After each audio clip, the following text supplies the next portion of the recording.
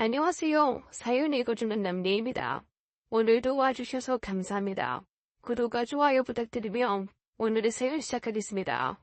흔히 하는 말들 중에 자식 이기는 부모 없다는 말이 있잖아요. 저는 그 흔히 하는 말이 죽으면 틀렸다고 생각하는 사람입니다. 자식 이기는 부모는 있어요. 저희 부모님이 다 그러셨으니까요. 자식은 절대로 죽을 때까지 부모를 이기려야 이길 수가 없습니다. 세상을 살면서 이겨나가야 할 존재들이 수없이 많은데 왜 굳이 부모님까지 이겨야겠어요? 까짓 거 쳐드리는 게 제일 속편하죠. 제가 워낙 어렸을 때부터 사고를 많이 쳐서 부모님께서는 늘 하시던 말씀이 너 앞으로 이렇게 감당할 수 없는 사고를 치면 그때는 다 발가벗겨서 내쫓아버릴 거야. 우린 아무런 도움도 안 줄 거다. 어차피 이 인생 누구 도움에 의지해 사는 게 아니고 똑바르게 살아가려면 정신도 똑바로 차리고 살아야 하는 거야. 그런데 정신 못 차리고 사는 놈이면 도움 없어. 도움 안 줘? 아주 제대로 정신 수양되게 아무 도움 안 주는 수밖에 없어. 그러니까 네 인생 편하게 살고 싶으면 사고 치지 마. 사고만 안 쳐도 반은 가니까. 제 부모님 두 분 다 독하게 노력하셔서 성공하신 분들이신지라 자라는 내내 절 아마도 엄청 강하게 키우고 싶으셨던 것 같습니다. 하지만 저는 그럴수록 더더욱 부모님께 의지하려고만 들었고 제 정신을 못 차렸죠. 집에 어느 정도 재력이 있었고 그 재력이 안정적이도록 열심히 사시는 부모님이 계셨어요. 한마디로 저는 믿는 구석이 있었던 겁니다. 어떤 날에는 거슬리게 하는 사식을 한껏 해줘서 경찰서에 간 적이 있었습니다. 그때는 아버지께서 그냥 깜빵에 넣어버리라는 거 어머니께서 빌어서 겨우 절반을 주셨습니다. 아버지는 그렇다 쳐도 적어도 어머니는 날 끝내 버리지 않으실 거다. 나는 믿음이 있었습니다. 그래서 나쁜 버릇을 고쳐먹지 못했죠. 그 후에도 몇 번씩 친구들을 때린 적이 많았고 어떤 날에는 미성년자인데 술 먹다가 걸려서 또 부모님이 오신 적이 있었죠. 그렇게 부모님은 수없이 불려 다니셨습니다. 저 때문에 어머니가 우시기도 하고 아버지는 저를 때리시는 걸로도 모자라서 고속도로 한가운데 버리고 오신 적도 있었습니다. 그렇게까지 해도 저는 고치지 않았고 갱생되지 않았습니다. 그래도 부모님 말 잘 새겨 들었어야 하는 건데 제가 자잘한 사고들을 치다가 제대로 큰 사고를 쳐버렸어요. 다른 건 몰라도 절대로 치지 말았어야 할 사고를 쳤죠. 그건 바로 지금의 아내를 만난 것입니다. 어쩌면 제 인생의 가장 큰 행운이기도 했지만 제대로 부모님께 불효자 노릇하게 만들었었어요. 부모님 몰래 용돈배로이어서 오토바이 타고 놀러 다니고 바쁜 부모님 몰래 친구들이랑 몰려다니면서 술도 마셨죠. 한마디로 날라리처럼 놀러 다녔었습니다. 그러던 중에 다른 무리였던 아내를 만나게 되었고 큰 사고를 치게 된 거지요. 미래를 완전히 다 바꿔버릴 사고를 말입니다. 아내와는 학교가 끝나면 늘 만났습니다.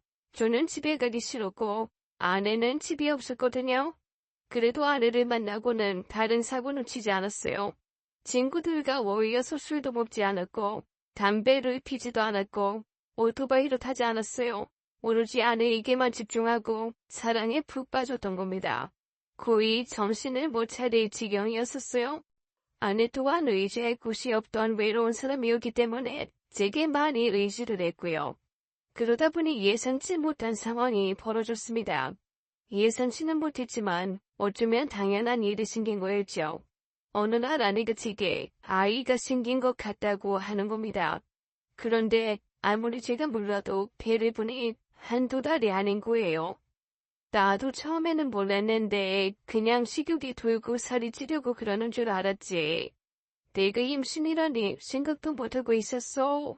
알아보니까 애가 너무 커서 지울 수도 없을 거래. 이거 어떻게 해? 언젠가부터 아내가 좀 많이 먹기는 했어요. 원래 많이 마르고 입이 짧았는데 어느 순간부터 엄청나게 먹어서 아내를 만나면 거의 먹는 게 일상이 되어버렸거든요. 그런데 그게 임신일 줄은 꿈에도 생각 못했어요. 그때 제가 문득 든 생각은 부모님한테 말해서 해결해달라고 하자. 그 생각뿐이었어요. 제가 저질러 놓고 당연한 듯이 부모님께 말씀을 드렸습니다. 엄마 아버지, 제가 애 아빠가 되었어요. 제가 만나는 여자친구가 임신을 했는데 지금 배가 많이 불렀어요. 그러니까 저 좀 도와주시면 안 될까요? 저 요새 조용했잖아요. 친구랑 싸우지도 않았고 술 퍼먹고 다니지도 않았고 저 담배도 끊었어요 아버지. 학교도 잘 갔고 요즘 계속 잠잠했었잖아요. 그러니까 좋게 봐주시면 안 될까요? 야, 이 새끼야. 너 지금 그걸 말이라고 하는 거냐? 학생이면 당연히 술 안 먹고 담배 안 피고 학교 잘 다니는 거야. 그거 했다고 지금 내세우는 거야, 이 한심한 새끼야. 내가 한 번만 하면서 네 엄마 봐서 많이 봐줬어. 걔가 배 죽여버릴까 싶었어도 언젠가는 정신 차리겠지. 저 새끼가 그래도 내 자식인데 내 속에서 낳은 새끼인데 정신 차리겠지. 한 게 벌써 6년이야. 너 그동안 단 한순간도 내가 보기에 멀쩡하게 산 세월이 없어 이 새끼야. 그래서 난 너 돈 못 번다. 아니 안 번다. 그렇게 말씀하신 아버지께서는 가만히 고개를 숙이고 한숨을 쉬시더니 제가 가지고 있는 가장 큰 가방에 몇 가지 옷을 챙겨 담으시곤 문 밖으로 그 가방을 던져버리셨습니다. 그리고 저보고 나가라고 하시더라고요. 그 당시가 눈이 오던 겨울이었습니다. 그것도 한파가 심했고요. 저는 당연히 장난인 줄 알고 아이와 아버지 그래도 애를 버리셨잖아요. 내가 책임을 져야죠. 한 번만 봐주시면 안 돼요. 저 다시는 사고 안 칠게요. 한 번만요. 걔는 엄마 아빠도 안 계시는 애란 말이에요. 그래도 저는 부모님 계시니까 엄마 아빠가 저 좀 도와주시면 안 돼요. 제발요. 내가 분명히 말하지 않았냐. 한 번만 더 사고 치면 다 벗겨서 내쫓을 거라고. 그나마 오늘이 겨울인 걸 다행으로 여겨. 요거까지라도 챙겨주니까 군소리 말고 너는 이제 내 자식 아냐.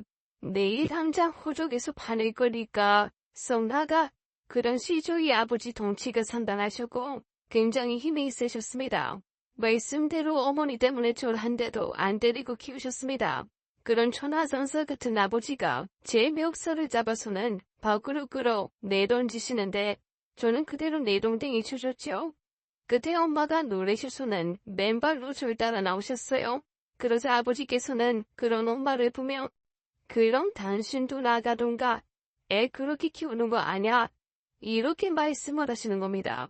아버지 성격을 누구보다 잘 알고 계시던 엄마이시기에 그 말에 저와 아버지를 번갈아 보시다가 아버지를 따라 집으로 들어가셨어요. 제가 문을 두드리고 제발 도와달라고 사정사정해도 열어주지 않으셨습니다. 할아버지, 나 제발 한 번만 도와주세요. 제발 살려주세요. 저 이러다가 얼어 죽어요 아버지. 그리고 내 자식은요. 내 여자친구 뱃속에 있는 내 자식까지 아버지가 버리시는 거예요. 저 이렇게 버린 척 하시면 저 평생 엄마 아버지 원망하고 살 거라고요. 아버지는 나의 집 비밀번호도 다 바꿔버리셨어요. 그렇게까지 하시니까 처음에는 저도 싹싹 빌다가 오기가 생기더라고요. 어디 누가 이기나 두고 보자 했었던 것 같습니다. 언젠가는 부모님이 꼭 도와줄 것이라는 막연한 믿음이 있었던 것 같았죠. 아내가 머무는 시설에 가서는 우리 아버지랑 엄마도 다 버렸어. 나 이제 너랑 똑같아. 그냥 같이 가자. 나 돈 있어. 혹시 몰라서 아버지가 나 내줄 것 같아서 아버지 지갑에서 미리 돈 빼놨어. 이 돈이면 뭐 어떻게 되겠지 안 되겠냐. 내가 너 책임질 거니까 걱정하지 마. 어린 마음의 것만만 들어서는 아내에게 허세만 부렸죠. 정작 대책은 단 하나도 없었어요. 그래서 배가 부른 아내를 데리고 무작정 제가 용돈으로 치고 있던 돈으로 겨우겨우 며칠을 전전했어요. 아내는 위탁시설에서 살고 있었는데 어차피 이 배가 계속 불어오면서 더는 있을 수 없었어요. 그 당시 아버지 지갑에서 제가 빼간 돈이 50만 원이었습니다. 당시에는 정말 큰 돈이었어요. 하지만 오래간 머물 수 있는 돈이 아니었죠. 낡은 모텔에 하루 3만 원씩 내고 아내랑 살았어요. 처음에는 좋았죠. 돈도 넉넉했고 언제든 또 기댈 곳이 있을 줄 알았으니까요. 아내가 먹고 싶다는 거 다 사주고 말 그대로 엄마 아빠 놀이하기에 급급했어요. 모텔이 꼭 저희 집이냥 안에서 같이 살면서 남아있는 돈으로 고민 없이 밥을 사 먹고 필요한 건 톡톡 편의점에서 사직기고 그랬습니다. 하지만 돈이라는 건 무한한 것이 아니기에 금방 뚝 떨어졌습니다. 어느샌가 모텔 문 앞에 저희 짐이 가득 쌓여 있더라고요. 돈을 내거나 나가라는 말이죠. 원래 어제부로 나갔어야 했어. 이 어린 것들이 불쌍해서 내가 말을 못하고 있었지. 무상으로 이제 계속 둘 수는 없어. 이 호실만 물을 또 얼마나 쓰는지. 그렇게 장기로 투숙하려거든. 이 모텔 말고 차라리 사골세를 구하지 그랬어. 암튼 난 돈 안 돼요. 얼른 나가요. 부모님은 무섭지만 사회는 더 무섭고 매정했습니다. 바깥 세상 그 어디에도 저와 아내를 받아주는 곳이 없었습니다. 지하철역 화장실 안에 들어가서 라디에 이틀을 안고 있기도 하고 뜨거운 물이 나오면 어른 손발을 담그고도 있었습니다. 거의 노숙자나 마찬가지였죠. 나중에는 정말 춥고 진짜 갈 데가 없어서 저는 일을 해야겠다는 생각이 먼저 들었습니다. 원래 처음에는 나쁜 생각이 먼저 들었어요. 어디든 상가에 들어가서 돈을 훔치면 당연히 부모님이 오실 테고 그럼 알아서 다 해결이 되지 않을까 싶었습니다. 그래서 은행 앞을 빙빙 돌아보기도 했고 늙은 사장님이 운영하는 슈퍼를 계속 살펴보기도 했어요. 딱 얼마만 훔쳐서 조금만 버텨보자. 뭐 그런 생각이었죠. 진짜 딱 이 가게에서 조금만 훔치자 했던 날 어떤 아기 엄마가 아기를 업고 슈퍼에 왔는데 그 늙은 사장님이 아기한테 아이고 우리 아가 아님 바르게 예쁘게 자라렴. 좋은 것만 보고 좋은 것만 먹고요. 그 말씀을 딱 듣는 순간 나중에 우리 아이가 태어나서 내가 슈퍼에서 돈이나 훔치는 사람인 걸 알면 제 자신이 너무 슬플 것 같았습니다. 아니면 부모님께 가서 사정 해볼까 생각했어요. 그런데 그래도 절대로 줘주시지 않을 부모님이신 걸 제가 알고 있었기 때문에 그렇게까지는 할 수 없었어요. 결국 난 한심한 놈수를 들고 부모님이 다 해결해 줄 거라는 보장도 없었고요. 특히나 아내 뱃속에 아이가 있어서 전에 아버지에게 싹싹 빌 때와는 감정이 달랐습니다. 인생이 바다까지 가는 건 정말 쉬운 거라고 한순간이라고 아버지께서는 말씀하셨죠. 만약에 네 눈앞에 돈다발이 있어. 그걸 네가 들고 바로 뛰어만 나가면 되는 거야. 굉장히 쉬워 보이잖아. 그런데 그 쉬웠던 한순간 때문에 수백 수천 번을 넘게 인생을 돌아가야 할 수도 있어. 분명히 있어. 쉬운 결과는 꼭 나중에 발목을 잡아. 어릴 때 그 말을 들었을 때는 뭔 개소리야 이러고 넘어갔는데 그게 뭔지 알 것 같더라고요. 정말 독하게 마음 먹고 저는 공장에 들어갔고 아내는 배가 많이 불러오기 전까지 휴게소에 있는 식당에서 지내면서 일했습니다. 그러던 어느 날 그 공장 관리자라는 사람이 제게 다가오는 겁니다. 그러면서 제게 아는 척을 하는데 야, 이게 누구야? 너를 이런 데서 다 본다. 너 나 키워 못하냐? 네가 죽어라 패놨던 너네 반 1등. 네가 부고처럼 패놨던 녀석. 그 녀석이 내 조커야. 원수는 외나무다리에서 만난다더니 이렇게 다 만나네? 너 그래도 집안 좋지 않았냐? 그런데 왜 여기 이러고 있어? 너네 신망이냐? 아주 꼴 좋다. 부모 믿고 사람 패는 망나니같이 살더니 이전 같았으면 쓴소리에 발끈했겠지만 지금의 저는 아무 말도 할 수 없었습니다. 그 공장이 제게 유일한 일터였고 저는 돈이 최실했으니까요. 제게 비아냥대는 그 사람에게 제발 자르지 말아달라고 했습니다. 거의 빌다시피 했어요.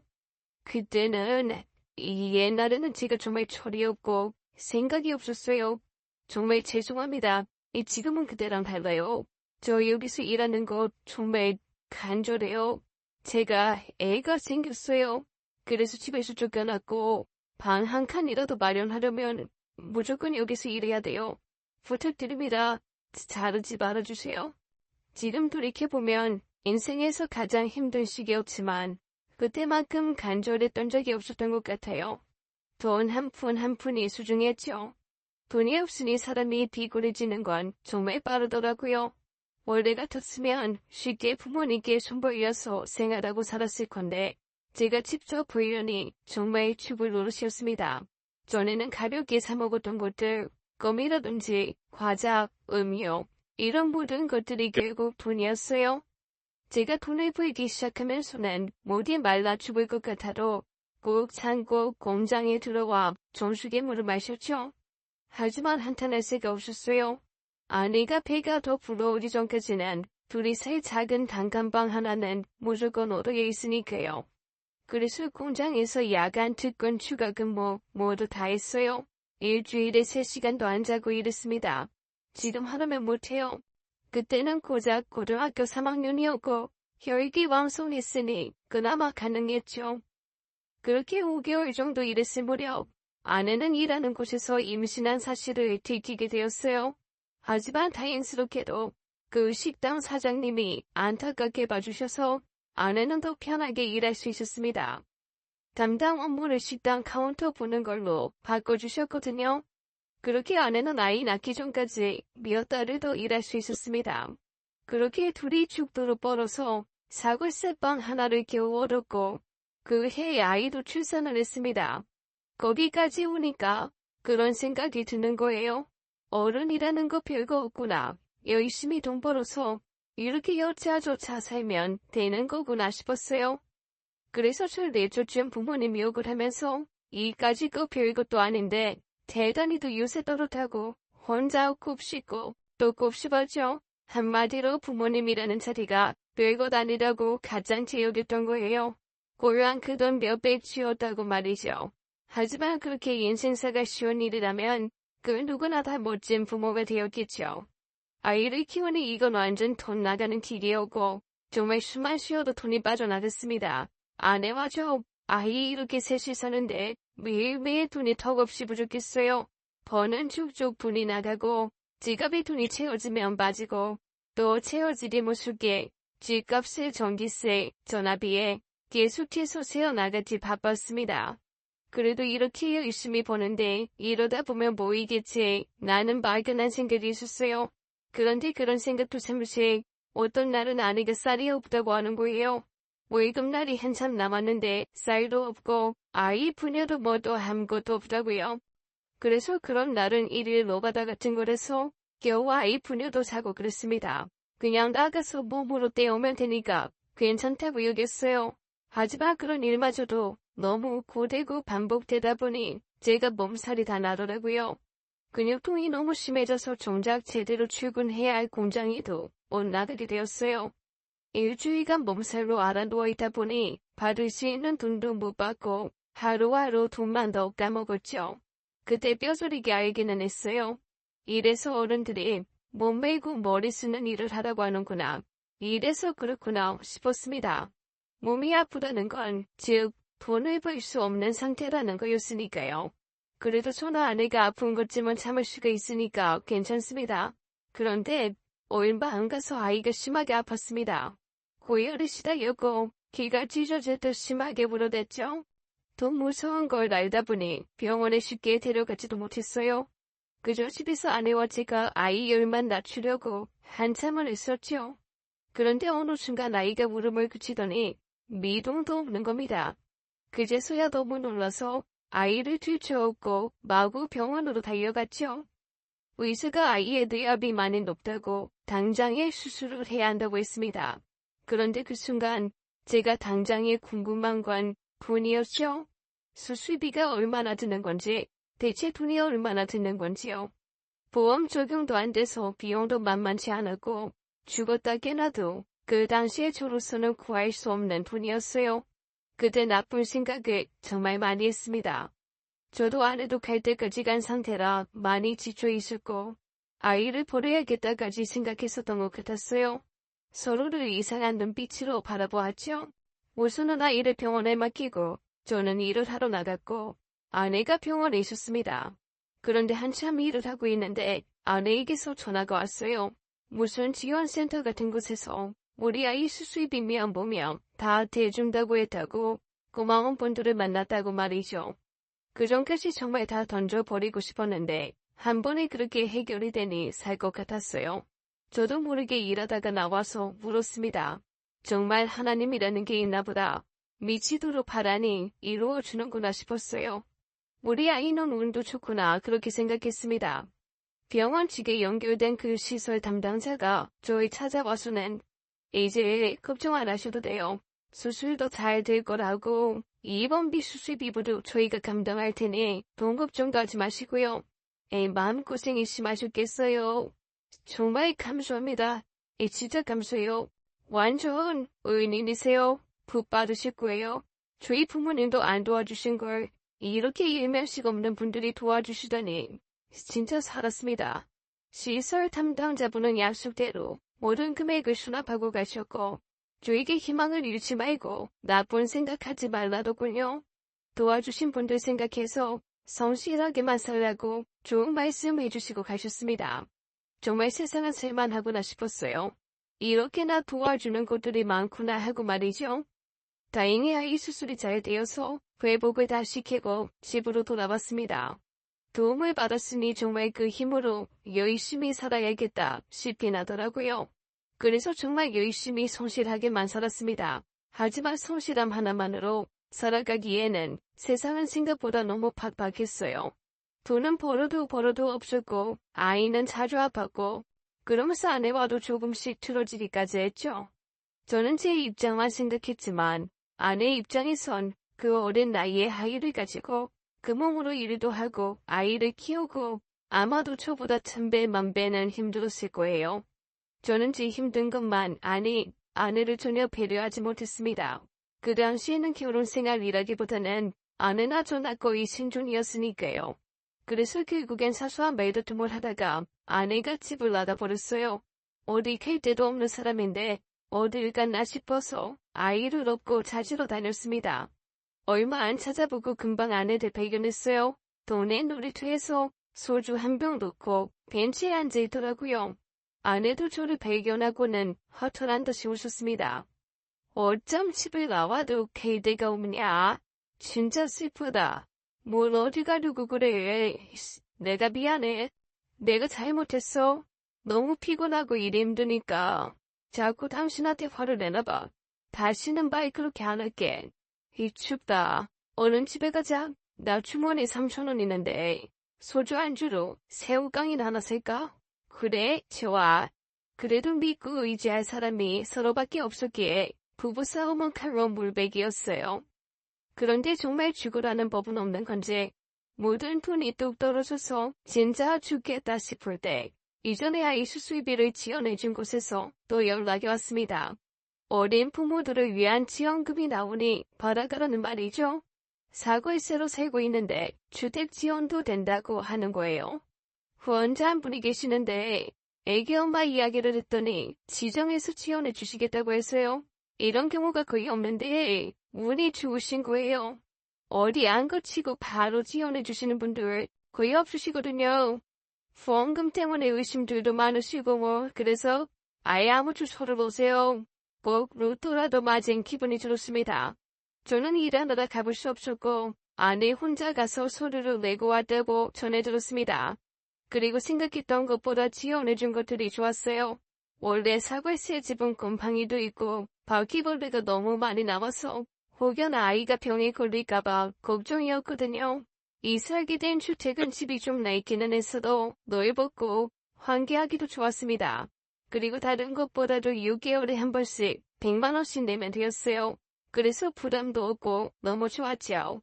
게다가 어린 부모 지원금이라고 매달 분유값, 기저귀값 명목으로 100만 원씩 지원금이 남았습니다. 어쩜 이런 혜택이 다 있는 건지 너무 감사했죠.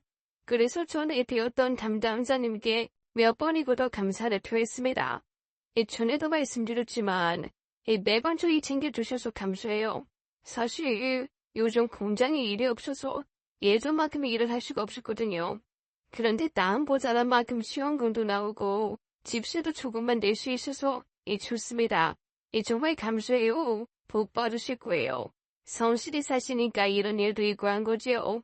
지원금 후원해주시는 분 조건이 어린 부모들이 어긋나지 않고 아이 사이 키우고 문제없이 사는 것이었어요. 그런 조건만으로 만족하신다니 저야말로 좋은 일하고 좋지요. 걱정했던 모든 것들이 한순간에 다 해결이 되는 듯하니 조급했던 마음들은 차분하고 여유로워지더라고요. 그러면서 오래전 잊고 지냈던 부모님이 떠올랐습니다. 이사한 저희 집 앞집에 노부부가 사시는데 뵐 때마다 부모님 생각이 났어요. 물론 저희 부모님이 그 노부부만큼 나이를 드시진 않았지만 그냥 뵐 때마다 떠오르더라고요. 전에는 비슷한 연배분을 뵈어도 아무 생각이 안 났는데 저 또한 부모가 되어서 그런 건지 책임감 때문인 건지 이제야 생각이 났습니다. 그래서 용기 내서 한번 집에 찾아뵈어 봐야겠다는 생각이 들었어요. 어버이날도 오고 해서 그날에 맞춰서 집에 갔습니다. 괜히 홍삼 세트 하나 사서는 집 근처를 어슬렁거리고 있는데 밝게 웃으면서 집으로 돌아가시는 부모님이 먼 발치에서 보였습니다. 때 묻은 공장 옷에 허름한 차림인저와는 다르게 깔끔하게 차려입은 부모님 모습, 그리고 편하게 차에서 내리시는 모습에 감정이 이상해지더라고요. 막상 그 모습을 보니 안심이 되었다라기보다는 난 죽어라 살고 있을 때 부모님은 내 걱정 하나 없이 편히 사셨구나. 차라리 말썽쟁이인 내가 없어서 속이 편하시구나 싶으면서 너무 서운했습니다. 서운하단 못해 악에 바치더라고요. 나만 힘들게 살고 있고 나만 부모님 걱정식이나 했구나 하고 말이죠. 그래서 그대로 돌아서 부모님을 만나지 않고 홍삼 세트를 문 앞에 올려두고 갔습니다. 그렇게 부모님을 만나는 일은 없어져 버렸어요. 아내와 제가 20대 초반이 됐고 제가 다니던 공장의 문을 닫게 되면서 졸지의 실업자가 되어버렸습니다. 우리 아위에서 일을 줘야 기계를 돌리는 건데 요새 부품도 안 들어오고 다들 힘들다고 하니까 어쩔 도리가 있나. 나도 공장 정리하고 고향에나 내려가야 할 판이야. 다들 지금 잘들 챙겨줬으니 갈 길들 가게나. 원래 다니던 공장도 하청을 받아서 운영이 되었던 곳인지라 저같이 고등학교 졸업도 제대로 못한 사람이나 외국 불법 체류자들이 일을 했습니다. 그런데 그런 곳에서 마저도 잘리고 나니 같은 직종이어도 들어갈 수가 없었어요. 적어도 고등학교 졸업 이상을 뽑았기 때문이었죠. 이 학력으로는 어디도 못 들어가요. 사람들이 공장에서 일하면 엄청 멍청한 줄 아는데 우리같이 큰 회사는 공부 잘하는 친구들이 수두룩합니다. 이 집에 돈이 없어서 대학을 못 간 친구들이나 진짜 돈만 벌려고 안 간 친구들이지 머리가 있어야 공장 일도 잘할 수 있는 거라고요.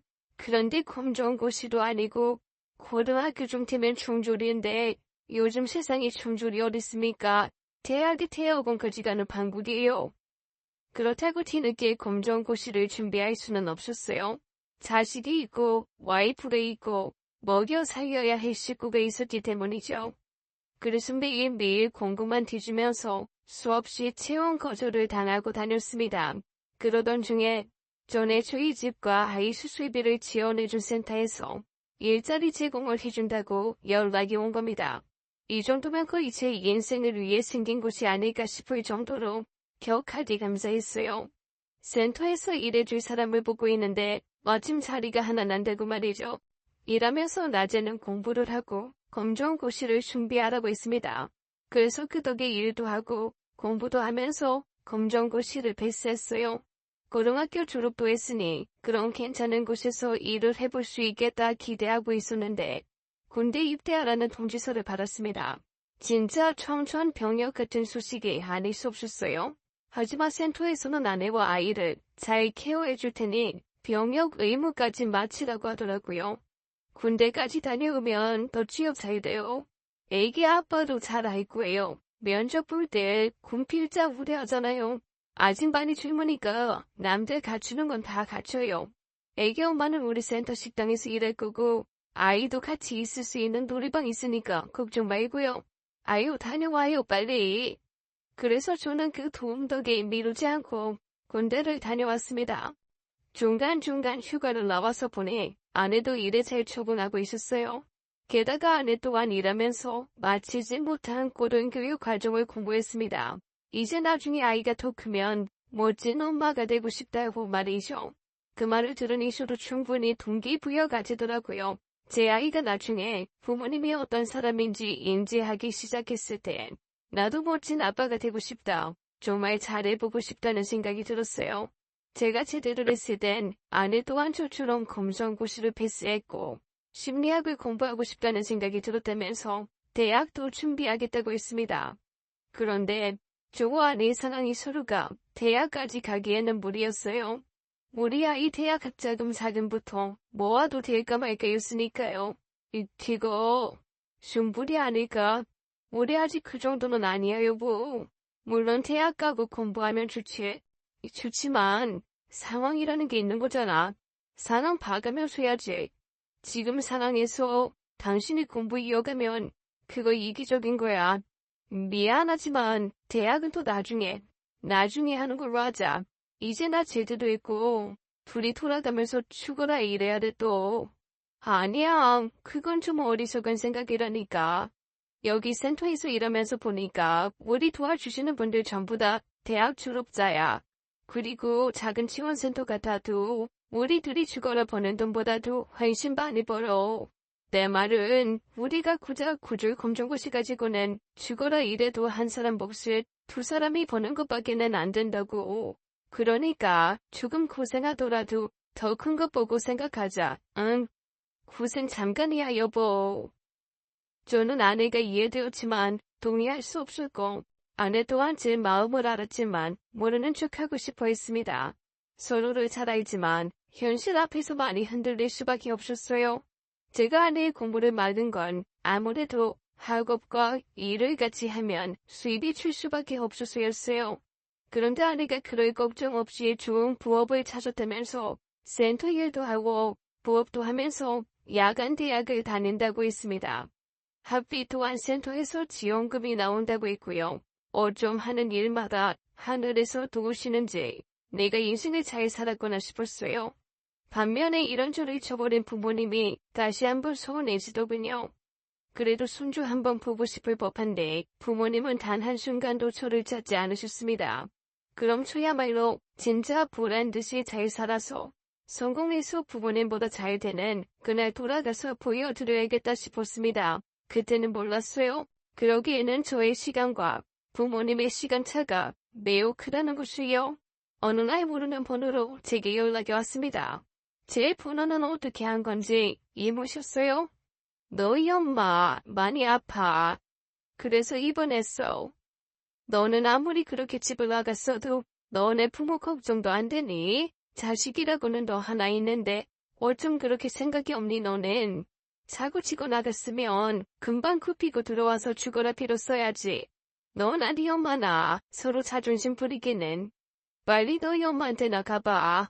나중에 죽고 나서야 가서 후회하지 말고 이 녀석아. 저 없이 떵떵거리고 잘 사는 줄 알았는데 어머니가 아프시다고 하니 마음이 흔들렸습니다. 하지만 아직은 부모님 앞에 보여드릴 것이 아무것도 없었어요. 내세울 것이 하나 없었죠. 그래서 돌아가기 망설여졌습니다. 떳떳하게 가볼 수는 없고 늦은 밤엔 몰래 이모가 알려준 병실로 가보았습니다. 그런데 걱정과는 달리 어머니는 병실에서 친구분들과 수다를 떨고 계셨습니다. 분명 이모는 당장 내일이라도 어머니가 돌아가실 것처럼 말씀하셨는데 다행인지 뭔지 좋아 보이셔서 저는 그대로 인사도 하지 않고 집으로 돌아왔습니다. 그런데 얼마 지나지 않아서 아내가 공부와 일을 병행하다 쓰러지게 되었습니다. 단순 과로 정도라고 생각했는데 아내가 암이라고 했습니다. 위암이라고 말이죠. 전부터 속이 안 좋다고 입버릇처럼 말해서 콜라나 탄산 음료를 달고 살았는데 저는 그저 아내가 담글 사람들 정말 많아. 센터 담당자님이 나 후원자도 있었고 셀 수 없이 많았어. 그런데 엄마랑 아빠는 왜 나 한 번도 안 찾았어? 내가 걱정도 안 됐어? 내가 이렇게 어쩔 수 없이 찾아오지 않았으면 나 끝까지 안 찾았을 거지. 그렇지? 엄마 아버지야말로 정말 독해. 내가 그때로 다시 돌아간대도 똑같이 할 거지. 나 그렇게 내쫓을 거였지. 아버지가 제가 그저 쉽게 살아왔다는 듯이 말씀을 하시니 저도 모르게 북받쳐서 터져 나와 버렸습니다. 사는 내내 모두 고행이었는데 고생 하나 없었던 것처럼 장담하고 말씀하시니 화가 많이 났어요. 제가 그렇게 울분을 터뜨리자 아버지께선 길게 고생하고도 아직도 기운이 뻗치네. 아주 대단하다 너. 또 한 번 제 심기를 건드리셨어요. 돈만 아니면 내가 이렇게 찾아오는 게 아닌데 정말 너무한다 싶었죠. 걱정 마시오.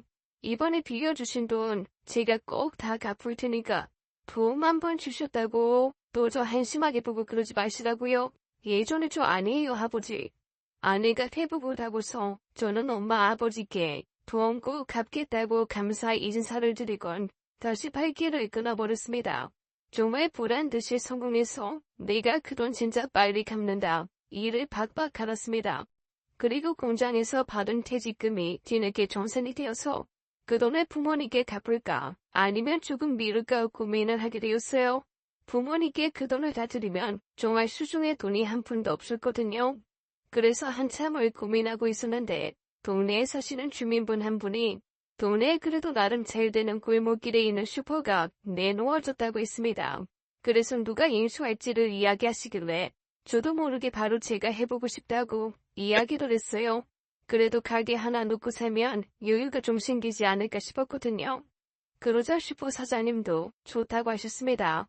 좋지. 젊은 애기 아빠가 운영하기에 딱 좋아. 이 양반이랑 나랑은 이젠 아이를 너무 먹어서 힘들어하고 있었어. 처음에야 차기 시작했는데 이 근처에 아파트도 들어오고 집들도 많이 들어오고 상가도 많아져서 손님이 너무 많아. 일하는 사람도 써보고 가진 수를 다 써봤는데 우리는 그렇게까지 크게 하는 거 원치를 않거든. 빨리 인수해가요. 우리도 빨리 정리하고 나네 집으로 들어가게. 하지만 슈퍼 사장님이 제안하신 금액은 엄두도 내기 힘들었습니다. 도저히 제가 가진 돈으로는 살 수가 없었죠. 그래서 반 정도 포기하고 있었는데 마음이 바뀌신 건지 슈퍼 사장님께 다시 전화가 왔어요. 처음 제시한 금액에서 반으로 깎아주겠다고 말이죠. 반 정도 금액이면 충분히 할 수가 있었습니다. 그때 다시 한번 생각했어요. 나는 역시 운이 좋다. 그리고 그 운도 결국 내 노력이다 하고 말입니다. 좋은 가격으로 수표를 인수하고 아내와 함께 운영을 하게 되었습니다. 그쯤에 아이가 초등학교를 마치고 중학교에 올라가게 되었어요. 지금 같으면 10번이고 20번이고 예전 같은 모험을 했겠다 싶을 정도로 안정적이었어요. 그러던 중 아내가 아이를 가졌을 때부터 하던 부업이 있었는데 그 부업을 주시던 사장님이 너무 위독하셔서 이제는 그 부업을 그만두게 되었다고 했습니다.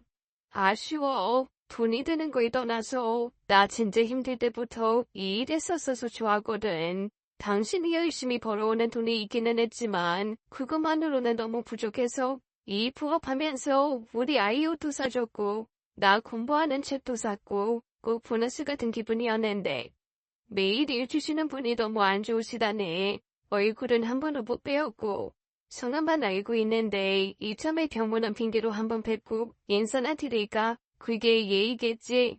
많이 위독하시대. 심장이 안 좋으시다나. 그런데 참 신기한 게 말이야. 어떻게 나 같은 애한테 이런 일을 줄 생각을 하셨지? 난 그냥 집 앞에 뜨개질 해주실 분 딱지가 딱 붙어있길래 바로 연락했던 거거든. 그날 전화 걸자마자 일하자고 해서 너무 좋았다. 해보면서 시간 날 때마다 할 수도 있고 말이야.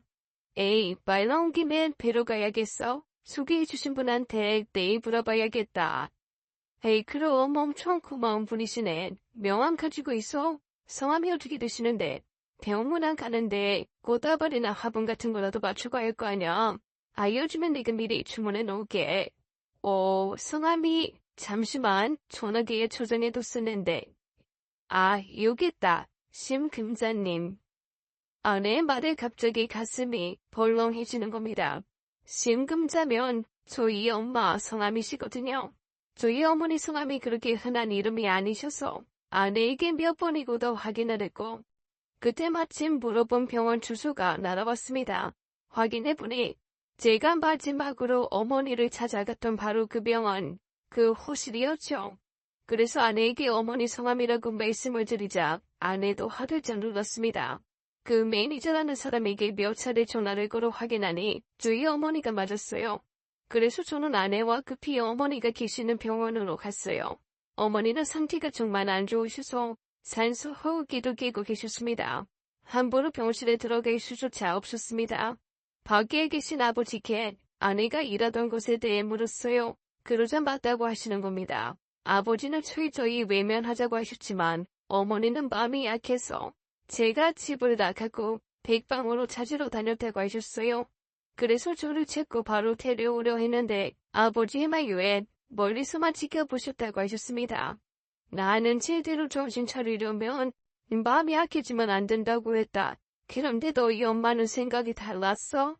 그럼 드러내지 말고 도와주자고 하더라고. 그래서 그렇게 남아있었어. 나는 잘 몰라. 아버지는 잘 모른다고 하셨지만 어머니 병실 앞으로 저와 아내를 매일 도와주시던 그 시설 담당자분이 찾아오셨습니다. 그리고는 저희를 보고 놀라시더라고요. 담당자님, 여긴 어쩐 일이세요? 누가 입원하셨어요? 아이고, 저희 문 아빠도 여기 계시네. 여기 저희 이 후원자분이 위독하시다길래 봐봤어요. 어떻게 같이 계시네요? 그 말을 저와 아내는 놀라서 아버지를 바라보았고 아버지는 고개를 돌리셨습니다. 그날 어머니 병실 앞에서 많은 사실을 알게 되었어요. 아이가 아플 때 병원비를 전액 다 대준 후원자는 아버지셨습니다. 제가 운이 좋은 게 아니라 저는 운이 좋게도 저희 부모님에게서 태어난 것뿐이었습니다. 그리고 그것도 모자라 그간 학비 지원이며 각종 문제가 생길 때마다 지원을 해준 건 그 시설에서가 아니라 어머니 아버지셨어요. 조금이라도 제가 힘들 것 같으면 다 도와주셨던 겁니다. 게다가 지금 살고 있는 낡은 주택 또한 아버지가 구해주신 것이었어요. 월세를 따로 받았던 건 그저 무상으로만 지원해주면 제가 나태해질까봐 그래서라고 하셨습니다. 아버지, 왜 여태 모르는 척 숨겼어? 이러면 내가 뭐가 돼? 괜히 큰 소리만 치고 능력도 안 되면서 막말만 해대는데 왜 아무 말도 안 했느냐고. 내가 아까 말했잖아. 너 네 엄마 닮아서 고집도 세고 자존심도 세다고. 아무리 네가 내 아들이었어도 그 이전에 이제는 너도 아버지야. 다른 건 몰라도 네 자존심 하나는 내가 지켜줄 수 있는 것 아니겠냐. 그리고 지금 화낼 게 아니라 감사합니다 해야지. 어느 정도 고생해보니 알겠냐. 이 돈 버는 게 얼마나 힘이 드는지, 애 하나 키우는 게 얼마나 버거운지 말이야. 그 정도 고생했으면 됐어. 이제 너도 그만해. 지금 네가 할 건 네 엄마 옆에 있어주는 거다. 너 때문에 나도 네 엄마도 손 많이 썩었어. 네가 어떻게 잘못될까봐, 나쁜맘 먹고 살까봐 하루도 편하게 잠든다 날이 없었어. 그래도 멀리서 지켜보니까 꼴의 아버지라고 잘하더라. 제대로 정신 차렸더라고. 네 엄마 저리 아플 줄 알았으면 너 그땐 내보내는 게 아니었는데 하고 엄청 많이 후회했었어. 네 엄마가 더 보고 싶어서 맨날 너희 집에 몰래 가서 보고 오고 그랬거든. 손주 유치원에도 몰래 가보고 학교도 몰래 가서 지켜보고 며느리도 보고 오고 네가 돌아오면 제대로 식도 올려주고 한다고 했었는데 철이 돼서 어쩔까 모르겠다. 살이 털고 일어나야 뭐래도 할 텐데 아버지와 저의 바람과는 달리 어머니는 깨어나지 못하셨고 그날 이후 며칠 뒤에 돌아가셨습니다. 정말 얼마나 한스럽게 울었는지 모릅니다. 조금 더 빨리 찾아갈 걸, 아니면 마지막으로 보던 날 그렇게 화내고 가지 말 걸, 그때 계속 자주 보러 갈 걸 죽도록 후회했습니다. 그리고 어머니를 보내드린 뒤 아버지와 함께 집을 같이 정리하는데 집안 곳곳에 제 사진들로 가득했어요. 저만 사는데 급한 게 아니라 부모님 또한 그런 저를 내내 그리워하셨습니다. 제 어릴 적 사진도 놓여져 있는데 딱 지금 제 아이와 똑같이 생겼더라고요. 제가 그 사진을 한참 보자. 네가 봐도 많이 닮았지. 우리 손주 보고 온 날 네 엄마가 그러더라. 찾아볼 필요도 없었다고. 야, 아주 붕어빵이라서 한눈에 알아봤다고 말이야. 요 정글이 똑같이 생겼던지 예쁘냐소. 어머니 한 분이 빠진 자리인데 어쩜 그리도 집이 행하던지. 아버지에게 저와 아내 그리고 아이와 함께 같이 살자고 말씀드렸습니다. 어차피 그 집도 아버지가 구해주신 집이잖아요. 합쳐서 같이 살아요. 어차피 저 능력 없는 거 아버지가 제일 잘 아시고 어머니도 안 계신데 저희끼리 모여서 살아야죠. 와이프한테 이야기해서 같이 들어와서 살자고 말할게요. 아마 따로 말 안 해도 좋아할 거예요. 저도 집에 와서 살고 싶고요. 그래, 그래라. 이 편한 대로 해.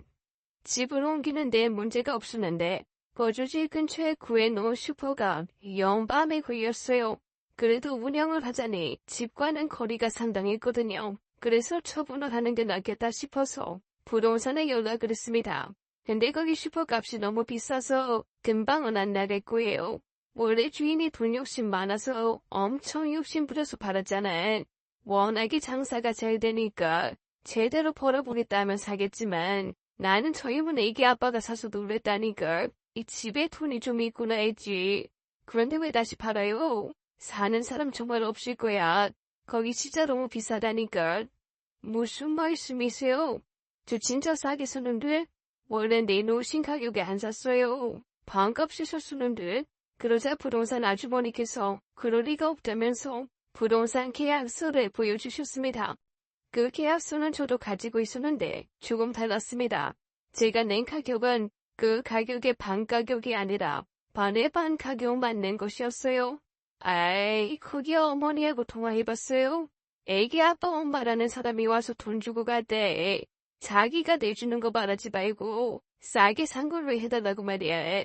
아이고 엄마가 체면 차려주시느라 그러셨나 보네. 암튼 가게 나가게 되면 알려줄게요. 제가 티려온 그 어느 곳 하나 부모님의 손을 거치지 않은 것이 하나도 없었습니다. 제가 운이 좋다고 기뻐하던 모든 곳곳에 어머니 아버지가 다 관여하신 것이었어요. 부동산 사장님과 전화를 끊고 또 한동안 울었습니다. 모든 걸 정리하고 아내와 함께 아버지 혼자 계신 댁으로 들어왔어요. 아내와 아버지 사이는 꽤나 좋았습니다. 안 좋게 보실 줄 알았는데 그간 안 본 게 아니라 멀리서 아내를 쭉 지켜보셨다면서 성실한 나이라 좋다고 칭찬이 쓰이셨어요. 너희 엄마도 그러더라. 이 다른 건 몰라도 며느리 하나는 정말 잘 얻었다고. 한 번은 너희 엄마가 몰래 지켜보다가 자전거랑 부딪힌 거야. 그래서 돌에서 쓰러지니까 우리 새아가가 네 엄마 데리고 병원도 가고 이 놀랬을까봐 따뜻한 차도 사주면서 마음도 달래주고 그랬다더라. 그 이야기를 어찌나 내내 하던지. 지금 이렇게 우리가 살고 있는 거 이 네 엄마가 알면 제일 아쉬워할 거다. 며느리 생기면 같이 놀러도 가고 하고 싶다고 늘 말했었거든. 어머님 못 가지. 아버님이랑 저희랑 잘 지내면 더 좋아하실 거예요. 저도 기억해요. 저는 그때 어머님이 저를 너무 따스하게 바라봐 주셔서 다른 착각을 했었네요. 혹시 날 버렸던 엄마인가? 엄마가 날 찾으러 온 건가 하고 말이죠. 아니었어도 기쁘네요. 그날 어머님이랑 정말 많은 대화를 했거든요. 어머니 아버지와 오래간 보지 않아서 추억의 빈 공간이 많을 거라 생각했는데 그건 저 혼자만의 착각이었습니다. 지금은 훌쩍 커버린 저희 아이도 할머니 할아버지와 우연히 마주친 적이 있다고 한 번씩 기억을 꺼내 말해주곤 합니다. 그래서 같이 살게 되었을 때도 전혀 어색하지 않았다고 말이죠. 부모가 자식을 어떻게 이기나요? 알면서도 쳐주고 주고 또 주게 되는 게 부모인데요. 지금은 그 부모가 되어 있는 저도 제 자식이 심장을 달라시도 줄 수 있는 마음입니다. 마지막으로 하늘에 계신 우리 어머니께 한 말씀 드리고 싶네요. 엄마, 제가 너무 늦게 철들어서 죄송해요. 그리고 저 낳아주고 길러주셔서 정말 감사했습니다. 이제 아들 걱정 그만하시고 그곳에서 편히 쉬세요. 앞으로 더 열심히 바르게 살게요. 지금까지 사연 읽어주는 남녀였습니다. 끝까지 함께 해주신 여러분 감사드리며 저희는 다음 사연으로 돌아올게요. 감사합니다. Yeah.